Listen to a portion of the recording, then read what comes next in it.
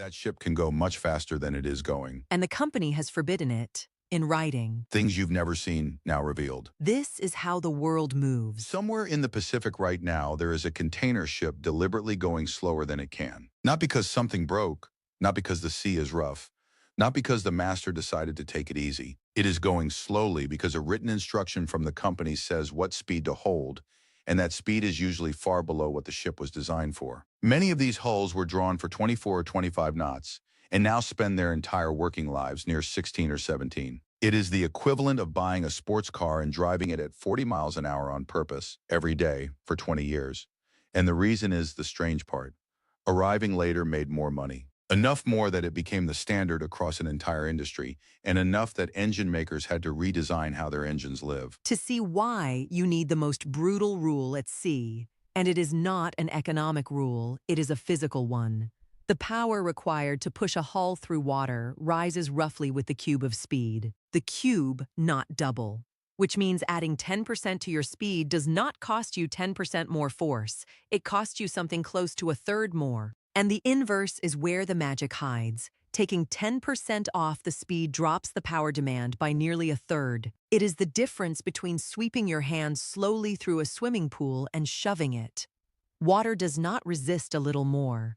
It resists disproportionately more. On a vessel where fuel is the largest daily operating cost, that curve is not an engineering footnote. It is the entire business, and it had been sitting there for a century waiting for somebody to look at it. Now the full sum, because the saving is less obvious than it first appears.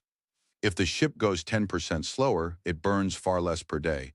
But the voyage also takes more days. You save by the hour and you pay in hours. The arithmetic still lands in favor of slowness. And here is why. The fuel demand falls with a cube while the voyage length grows in a straight line. One curve is violent, the other is polite, and the violent one wins. In practice, taking a modest bite out of the speed removes a serious slice of the fuel bill for the whole crossing, even after paying for extra days of crew, insurance, and capital tied up in cargo. The industry gave this an honest name. Slow steaming, not delay, not breakdown, not laziness. A decision typed into the voyage orders. Now the number that irritates, and it is a fine lesson in distrusting a loose percentage. Search for how much slow steaming saves, and you will find anything from 10% to well over 30%.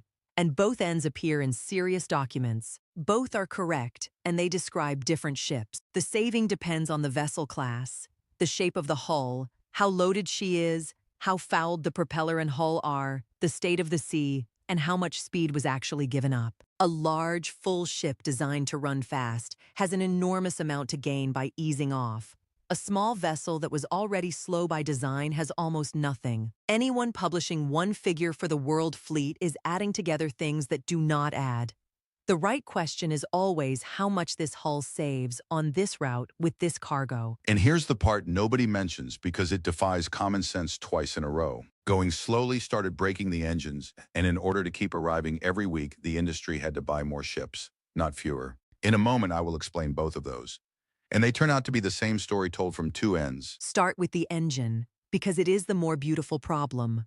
Large, two-stroke marine engines are not built to loaf. They were designed to work inside a narrow, high band of load, where combustion temperature, cylinder lubrication, and the turbochargers all cooperate. When the fleet began running at low load all day long, faults arrived that nobody had planned for. Soot deposits, corrosion from running too cold, turbochargers operating well outside their design point. The answer was not to speed back up. The answer was to re-engineer the way the engine lives. Systems to cut out a turbocharger, revised injection timing, different cylinder oil, and new maintenance procedures published by the manufacturers themselves. Sit with the size of that for a second. To make the ship go slower, engineers had to teach the engine how to be slow. All of that work exists in order to produce lateness. And the second consequence is the one that sounds impossible. A shipping line does not sell a crossing, it sells frequency. The customer wants a ship leaving that port every week on the same day forever. If the full round trip takes 7 weeks, you need 7 ships on that loop so that one departs weekly. Now slow the fleet down and the loop takes 8 weeks. To keep the identical promise to the identical customer, the company now needs 8 ships. Read that again. To save fuel, they had to put more ships in the water. And that is exactly what happened after the crisis of 2008. when there were too many hulls and not enough cargo. Slowness quietly ate the surplus fleet that nobody knew what to do with. One problem canceled another by accident, and no committee planned it. And here the story refuses the easy villain, which would be to say the company delays your parcel to save money on your time. The real account is more interesting. Burning less fuel per ton carried also means emitting less per ton carried, which stopped being goodwill and became international rules. And there is an older habit in the industry that is far worse than slowness, and that slowness came along to correct. Sail fast, then wait. For decades, a ship would cross an ocean flat out, burning double, and arrive to sit at anchor for days waiting for a berth. Fuel was spent to bring forward an arrival that helped nobody, because the bottleneck was never the sea. It was the key. Arriving exactly on time is much harder to organize than arriving early, which is why the obvious answer took so long. It is worth following what this decision did to everyone else, because it was not free. When ships go slower, goods spend longer floating, and floating goods are money standing still. The retailer has to buy earlier, forecast further ahead, and accept that part of the inventory lives in the middle of an ocean for weeks. In practice, slow steaming converted the sea into a warehouse. Cheap, enormous, slow, and with no shelves. The fuel cost fell for the carrier and the capital cost rose for the buyer. That is not cunning and it is not cruelty. It is a transfer. The bill changed pockets and carried on existing, which is also why the moment world trade suddenly accelerates, the first thing owners do is order the fleet to run again.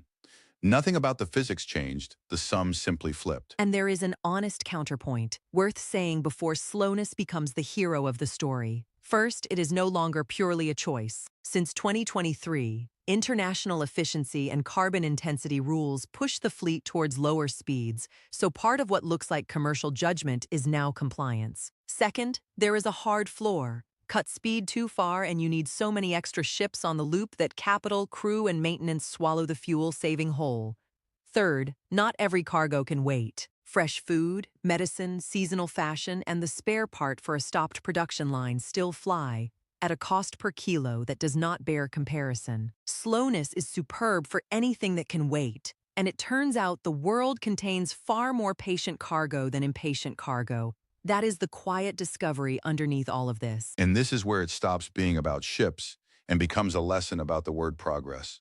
We were taught that advancing means getting faster. The faster train, the faster chip, the faster delivery. Then you look at the system that moves the overwhelming majority of everything in your house, and it spent the last 15 years learning to go slower on purpose and calling that modernization. Because speed was never the goal.